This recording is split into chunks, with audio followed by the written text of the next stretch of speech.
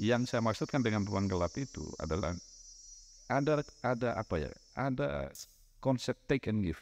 Nah, caleg memberi apa, lalu masyarakat Dapat apa? ya dapat apa kan begitu. Nah, lalu masyarakat akan memberi apa kepada Pak caleg, memberi suara. Atau ada yang bilang politik itu siapa jadi apa, siapa dapat apa. Siapa dia berapa gitu kan?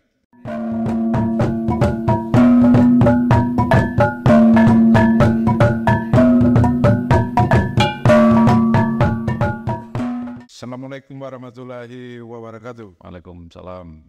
Salam sejahtera untuk kita. Selamat datang Raimundus Penananuba. Thanks. Terima kasih. Biasa dipanggil Rudi Togan. Rudi Togan. Ya, apa kabar Bang Rud? Ya, kabar baik Pak Bebe. Kabar baik. Ya, senang sekali bisa hadir ngobrol di podcast Aku Nusa Tado nih. Aku Nusa Tado. Luar biasa. Ini obrolan kita soal menakar demokrasi dalam konten politik legislasi di Adonai. Ya. Ini berangkat dari pemerintah non-demokrasi ke demokrasi, kita berevolusi ya. Ya.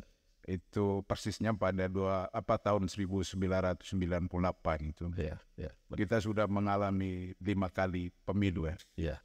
99, 2004, 2009, 2014 hingga 2019.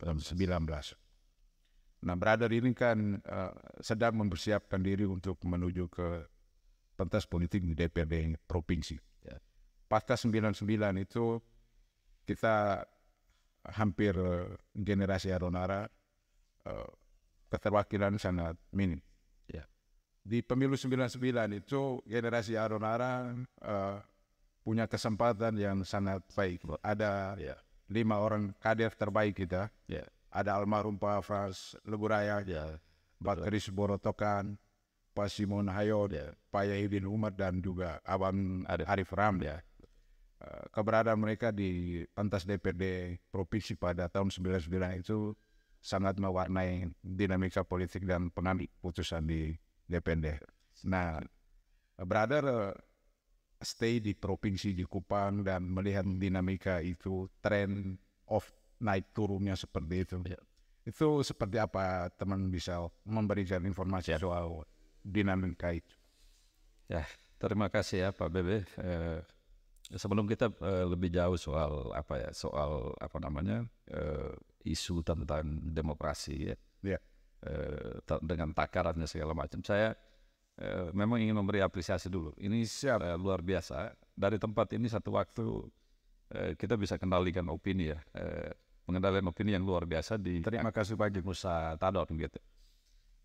Saya beri apresiasi itu dan mulai pertanyaan, saya pikir ini sebuah hal yang menyadarkan kita sebagai generasi baru bahwa jangan sekali-sekali lupakan sejarah. Karena hari ini terjadi itu kan ada peristiwa masa lampau gitu. Nah, memang seperti yang disampaikan oleh Pak Hoas, Pak Bebe, bahwa di era 99 pasca reformasi 98 ya, kelompok-kelompok gerakan, kelompok-kelompok aktivis mulai membuat keputusan bahwa kita tidak hanya bergerak di di luar ekstra parlemen, tapi gerakan ini harus masuk ke dalam sistem gitu. Nah, lalu lahirlah tokoh-tokoh reformasi saat itu ya. Ada, kalau kita sebut di lokalnya di Adonara, di tingkatan provinsi memang ada 5 orang yang sudah disebutkan tadi. Ada Pak Kris, Pak Simon, Pak Yahidin, ada Pak Frans, dan sebagainya begitu, Pak Arif. Saya mengikuti dari jarak yang sangat dekat dengan mereka, sekalipun dalam fase perjuangan soal kaderisasi dan lain sebagainya, jaraknya cukup jauh. Nah, tapi kami belajar banyak soal itu. Mereka menempa diri, komitmen perjuangan yang sangat luar biasa. Akhirnya mereka berdinamika dalam kelompok politik, kelompok sosial. Mereka tumbuh dan berkembang secara bersama-sama. Akhirnya melahirkan, saya anggap 99 itu satu generasi emas. Generasi emas saya kita cerita pada saat itu 99 itu. Ya, mereka terdistribusi hampir ke semua. Dan mereka itu ketua partai tingkat provinsi semua. Itu dia Pak Bebe. 5 orang tidak hanya menjadi anggota DPRD provinsi, dan mereka ketua partai di tingkat provinsi begitu. Pak Kris di PAN, Pak Frans Leburaya di PDI Perjuangan, Pak Simon Hayong di PPDI Pak Arif Rahman di Partai Bulan Bintang, lalu Pak Yahya Nomar di P3. gitu. Nah ini sebuah hal yang luar biasa. Ternyata perjuangan reformasi ini membuahkan hasilnya begitu. Nah ketika mereka ada di DPR, yang membuat kita menjadi sangat bangga saat itu, mereka bisa mempengaruhi keputusan apa saja, kebijaksanaan apa saja, dan mereka terafiliasi ke hampir semua jaringan politik yang ada di situ. Mereka sangat berpengaruh. Tidak hanya peristiwa saat itu orang berjuang bukan dengan orientasi supaya ada kemapanan di dalam hidup, tetapi ada perjuangan untuk sebuah perubahan besar gitu. Dan dari dialektika dinamika yang dibangun saat itu akhirnya melahirkan, ya kalau kita omong putra Flores Timur, putra Orde Baru, Pembangunan Selebung menjadi wakil gubernur dan juga gubernur 2 periode. Itu karena ada proses satu proses dialektika yang begitu Dan luar. Pak Senmon Hayon kembali jadi bupati di Flores Timur begitu. Jadi terdistribusi semua kader ini.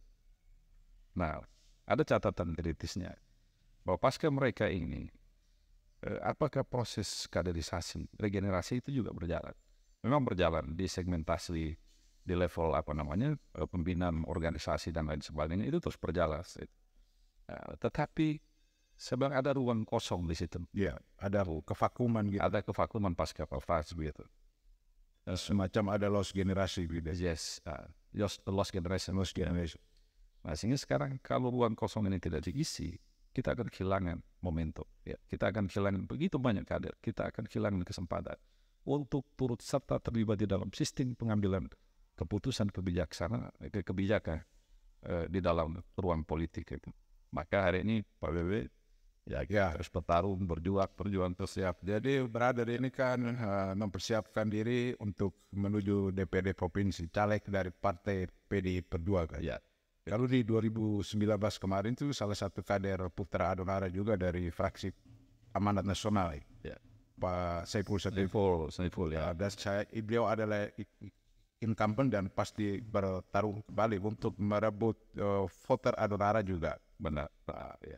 Dan kita jadikan pemilu 2024 ini menjadi pemilu yang penuh dengan gagasan, Ya, betul. Tidak lagi demokrasi pemputusan. Ya, kalau bicara demokrasi gagasan di 2024, tentu generasi yang berada dan teman-teman lain ini kan bisa menghadirkan gagasan-gagasan yang lebih menarik atau lebih produktif untuk masa depan Adonara lebih baik. Ya. Nah, tawaran gagasan seperti apa yang mau disampaikan?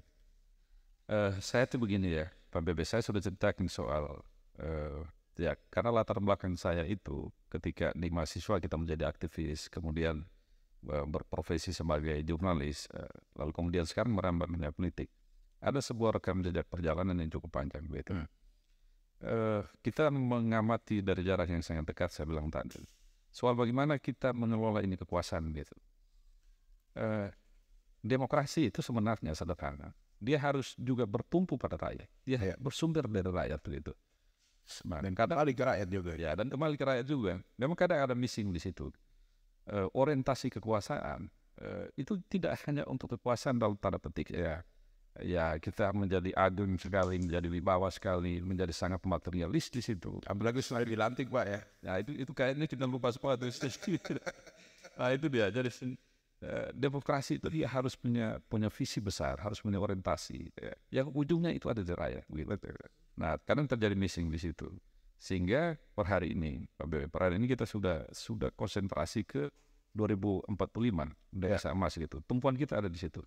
Nah, isu besar apa saja yang perlu kita dorong? Yang pertama tentang energi. Yang kedua tentang pangan. Isu energi, isu pangan, isu pangan. Gagasan soal itu. Ya, tentang tata kelola pemerintahan. Ya. Karena kita masih menyisakan satu hal yang menurut saya penting sekali di agenda reformasi, itu adalah reformasi birokrasi, Pak. Jadi sebentar soal isu energi, isu pangan, itu juga akibat dari keputusan-keputusan politik juga. Ya, itu dia. Memang kalau kami di PDI Perjuangan, orientasi politik kita, orientasi kekuasaan kita, itu tertuju benar pada isu-isu yang mengglobal. Yang pertama soal pangan itu. Hari ini kita menghadapi satu situasi global yang luar biasa. Dampak dari global warming ya. ya beberapa negara kayak India sudah stop pangan dan lain sebagainya. Mau dan tidak mau, kita harus berkonsentrasi ke situ. Karena sebuah negara itu menjadi kuat kalau lumbung pangannya terisi dengan baik, masyarakatnya kenyang. Kita belajar dari Uni Soviet, negara adik kuasa yang kemudian bubar begitu saja hanya karena negaranya tidak bisa memberi makan lagi roti ke rakyatnya, tidak bisa memberi selimut ke rakyatnya. Itu problem kita hari ini. Ya, pemerintah pernah bilang begini, selama 10 tahun kita membangun infrastruktur yang luar biasa, bendungan-bendungan besar kita bangun. Tetapi kalau itu rasio itu jika dibandingkan dengan negara-negara lain kayak India, Korea, Cina, kita belum apa-apa di Indonesia. Jadi kalau mengangkat gagasan soal pangan ini kan juga persoalan klasik di tingkat global sampai di lokal dan belum selesai juga atau belum sampai pada ujungnya. Dan Indonesia punya target pada 2045 itu menjadi lumbung pangan dunia. Nah, isu besar ini juga sudah masuk dalam jiwanya teman-teman di PDIP melalui Rakernas. Itu tema besarnya muncul juga, kedaulatan pangan. Jadi Bro juga senada segaris dengan tema besar itu juga untuk kepentingan Adonara ke depan melalui DPRD provinsi. Kalau rakyat Adonara memilih gitu kan, voter Adonara yang begitu banyak ini kan, kalau bisa dimaksimalkan supaya teman-teman di DPRD provinsi juga bisa menjadi bagian dari pengambil keputusan, terutama isu-isu yang disebutkan tadi, pangan, energi untuk kepentingan kita di konteks Adonara. Pak Bebe, ini hostnya juga sebenarnya ahli pertanian. Nah, saya lebih begitu, Pak. Saya agak geli-geli juga ngomong pertanian karena ini ke depan saya ada ahlinya. Tetapi soal pangan, Pak Bebe, saya memang kita bukan backgroundnya soal itu. Paham tentang pangan, tetapi kita melihat di urusan makronya, urusan kebijakan publiknya. Mestinya ada semacam gerakan revolusi untuk pertanian kita ini. Teknologi kita sangat terbatas, penguatan sumber daya manusianya juga sangat terbatas. Dan juga kalau tidak didukung dengan anggaran, kemauan pemerintah, kemauan kelompok-kelompok politik untuk bisa mendorong ini menjadi besar, itu harus juga dengan dukungan anggaran. Betul. Oke, kembali ke topik kita ini. Sejumlah isu-isu strategis atau merupakan bagian dari gagasan yang mau ditawarkan ke para calon pemilih kita. Nah, ini kan soal indeks demokrasi kita ini kan teman-teman juga bisa memberikan pendidikan politik di tingkat akar rumput juga, terutama di lapisan generasi Z ini. Para pemilih pemula ini kan juga banyak juga yang belum menjangkau dengan metode-metode yang lebih edukatif. Misalnya partai politik go to school juga boleh. Program atau model menjangkau dengan cara begitu juga bisa. Nah, Brother kan punya kapasitas sebagai seorang jurnalis yang cukup lama. Tentu tidak diragukan lagi soal kompetensi bagaimana berinteraksi dengan lingkungan politik. Betul. Bahkan juga di luar lingkungan sosial dan sebagainya. Nah, dalam konteks demokrasi kita di Adonara ini,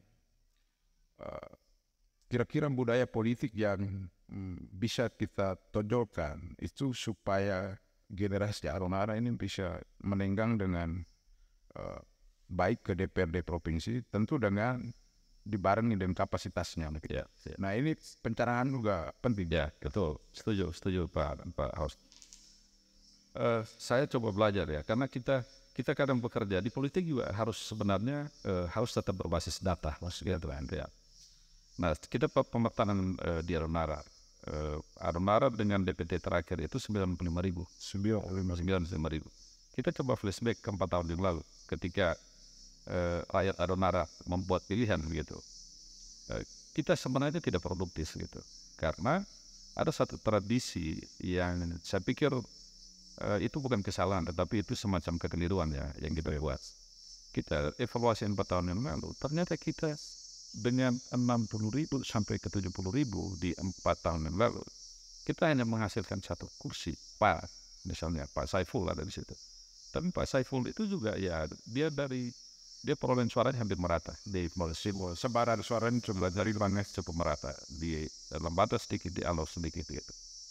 Nah, tapi soal politik elektoral ya bukan substansi daripada demokrasi sebenarnya.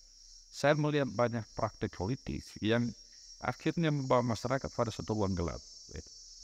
Yang saya maksudkan dengan ruang gelap itu adalah ada konsep take and give. Caleg memberi apa, lalu masyarakat dapat apa kan begitu. Lalu masyarakat akan memberi apa kepada caleg, memberi suara. Atau ada yang bilang politik itu siapa jadi apa, siapa dapat apa, siapa dia berapa gitu kan. Dan itu memang semacam jadi apa, berbahaya gitu. Kita temukan di mana-mana ya, orang menyumbang ini, menyumbang itu, orang mesti pikul sembako dan lain sebagainya, harus pergi bantu ini, bantu itu dan lain sebagainya.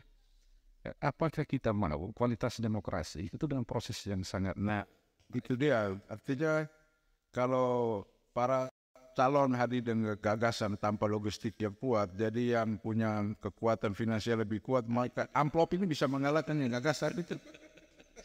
Jadi dulu orang sudah bilang, dulu saya ingat ada senior-senior yang bilang begini, ini harga 1 suara, harga masyarakat itu. Kita beli anjing 1 ekor, kita sudah bisa dapat. Tapi serius itu. Ya. Saya menganggap itu hal yang serius karena daya rusaknya sangat luar biasa. Karena ya kita pahami bahwa demokrasi kita itu belum pada demokrasi yang bermutu. Kita baru pada tahapan demokrasi prosedural gitu. Lu bisa memenuhi syarat secara administrasi, lu bisa menjadi sesuatu kan begitu. Tetapi kalau kita mau lebih dalam lagi, ayo kita perbaiki secara bersama-sama.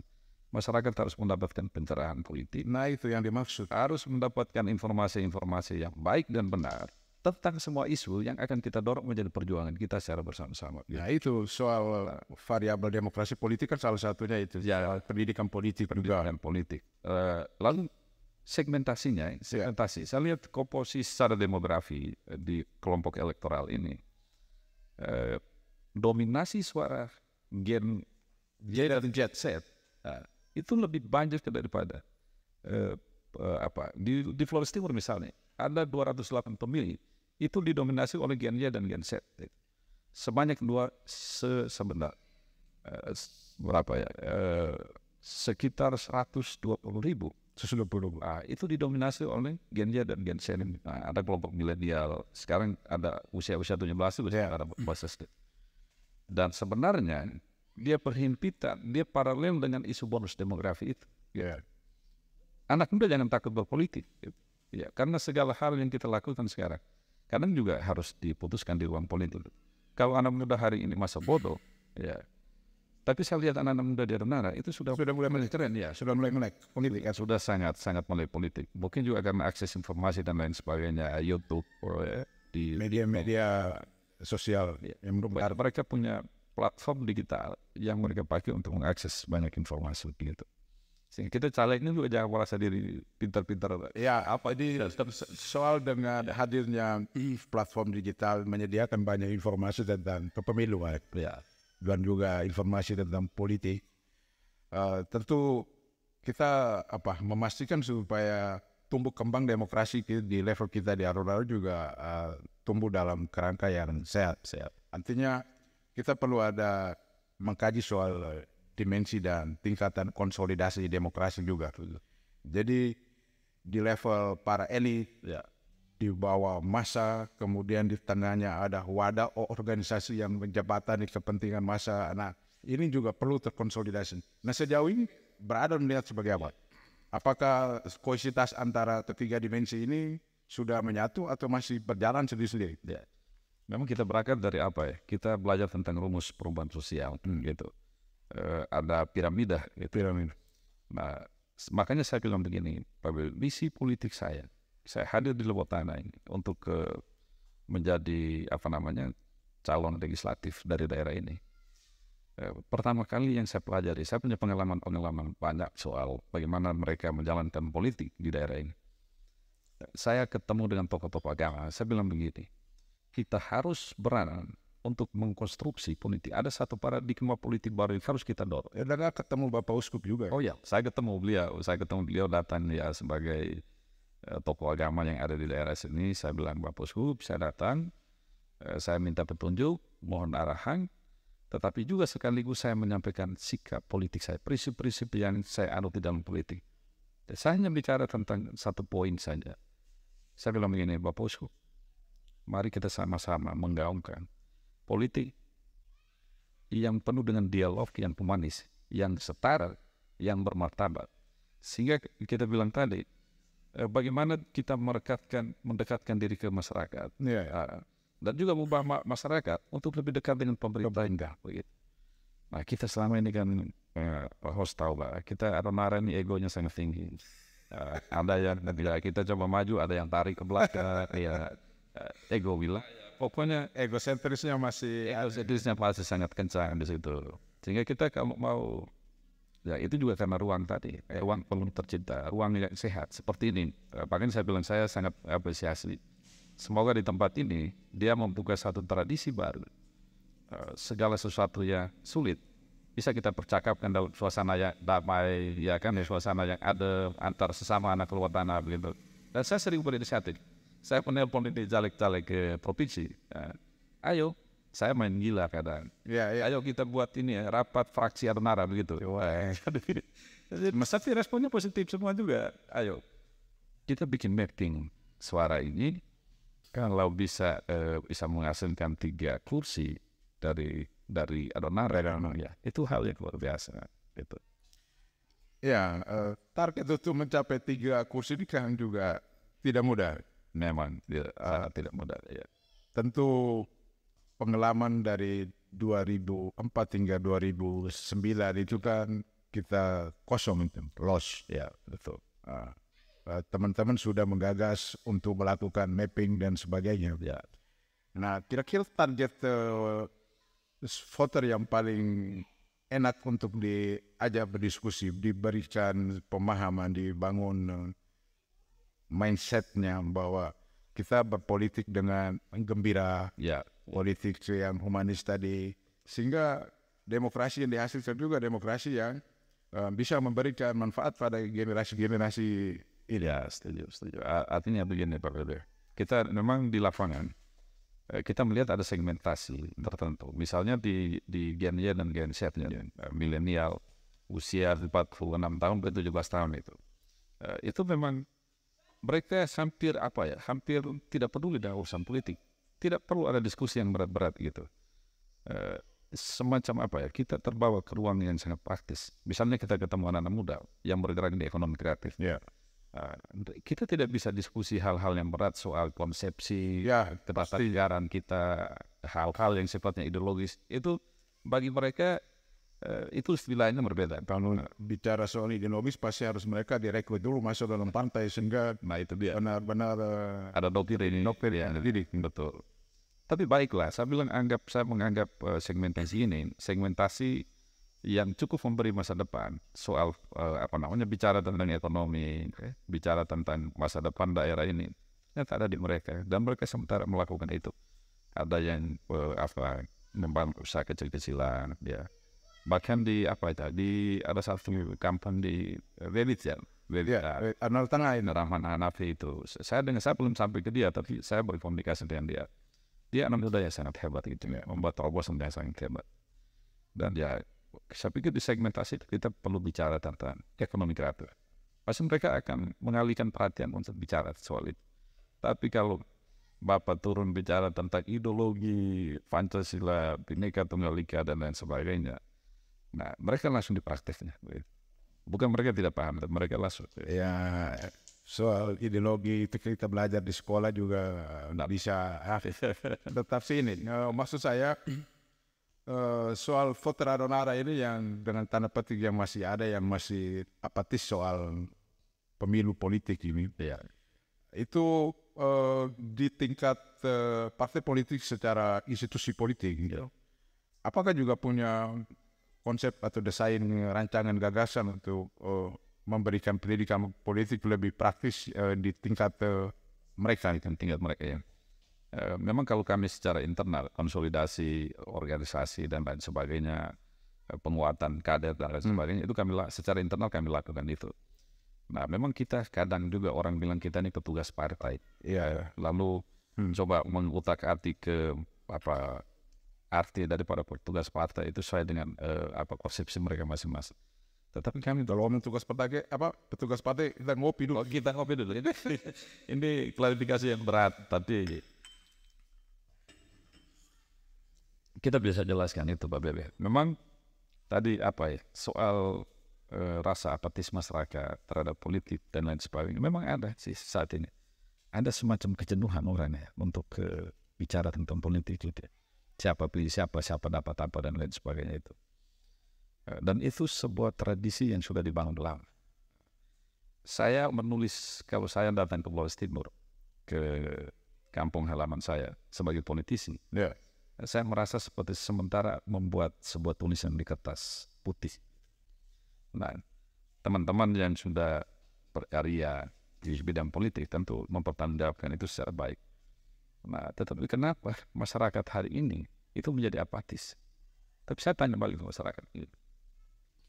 Kita coba belajar di tradisi mereka memilih berdasarkan keluarga, berdasarkan suku, bahkan lebih buruk lagi berdasarkan agama, begitu. Ada politik identitas juga ada di tengah-tengah masyarakat. Di satu kesempatan saya coba tanya, ketika kita memilih dengan tradisi politik seperti ini, seberapa puaskah tingkat kepuasan kalian terhadap politik, penyelenggaraan politik dan juga pemerintahan yang ada di daerah di Nusa Tenggara Timur ini? Jawabannya adalah mereka tidak puas itu. Nah, tetapi produk yang kalian hasilkan, kalian memilih juga kan begitu. Ya, kan kalian memberi sumbangan sebenarnya terhadap sebuah proses yang salah ini. Akhirnya produk kita yang kalian tidak puas itu. Oke, kita sama-sama rubah tradisi politik itu supaya dia bisa berjalan paralel menuju kepada impian kita bersama, kualitas demokrasi yang semakin baik. Itu tadi soal kualitas demokrasi ini kan paling tidak kekuatan partai politik dengan kekuatan rakyatnya sendiri, dengan memilih kader-kader, dengan mempertimbangkan kapasitas, kompetensi. Jadi kalau berdasarkan yang tadi disebutkan, berdasarkan keluarga, berdasarkan agama atau identitas lainnya, tentu itu tadi pertanyaannya kan hasilnya kan tidak memuaskan. Tapi kalau soal kompetensi menjadi pemilih rasional itu punya pertimbangan khusus itu. Bahwa kalau dengan memilih figur kader dengan kapasitas yang memadai, kita memberi harapan besar kepada beliau untuk bisa mengamanahkan pilihan kita ini. Iya. Memang itu dia. Tapi tadi di situasi sekarang saya menganggap ketika saya turun ke masyarakat, saya sosialisasi kemana-mana, saya lihat tradisi itu masih kuat. Memilih karena sumbangan, memilih karena identitas, memilih karena kedekatan secara emosional, sehingga ruang untuk mengajak mereka masuk ke dalam politik gagasan itu hampir kosong di situ. Hanya tapi di segmentasi orang mudanya ada 1-2 orang yang mulai melek dengan politik.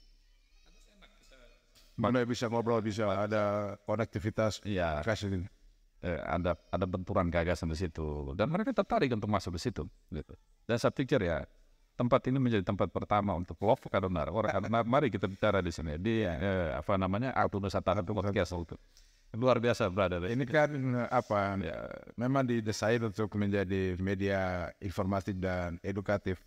Apapun kontennya, jadi multi konten. Jadi teman-teman dari politisi kita ajak ngobrol, dan dari praktisi-praktisi lain juga ngobrol. Penting bermanfaat untuk masyarakat Adonara, Flores Timur dan sekitar kita. Begitu, Bos. Oke, terakhir, ini sebagai closing. Saya mau ajak orang-orang muda Flores Timur, Limbata dan juga Alor yang menjadi daerah pemilihan saya. Jangan takut buat politik. Kita tidak bisa masa bodoh lagi. Karena masa depan bangsa dan negara ini ada di tangan orang-orang muda ini. Siap. Iya, bonus demografi ada ledakan penduduk yang luar biasa. Apakah dia berimplikasi hal yang positif atau hal yang negatif? Ini menjadi tanggung jawab kita untuk bisa menata ke depan. Gitu. Ya, tapi ya terakhir juga saya mau bilang salam Pancasila. Siap. 5 sila. Itu harus kita benamkan betul sebagai pondasi dalam hidup bernegara dan berbangsa di tanah air Indonesia. Ya, terakhir dari saya, politik itu kan seni dan seni meraih kemenangan. Semoga Bapak meraihnya dengan gaya yang sangat seni. Terima kasih. Keren.